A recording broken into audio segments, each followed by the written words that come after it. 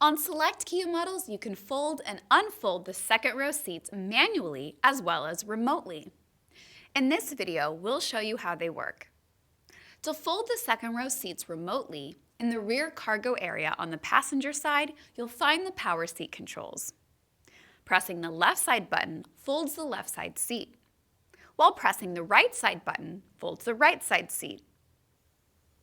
To return the seat backs to their original position, press the power control button again.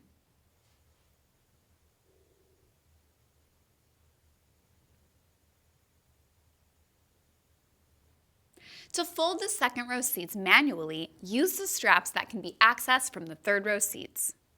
Pull the seat strap on the side of the seat to fold the seat back forward. To return the seat back to its original position, raise the seat back. For additional information, read your owner's manual.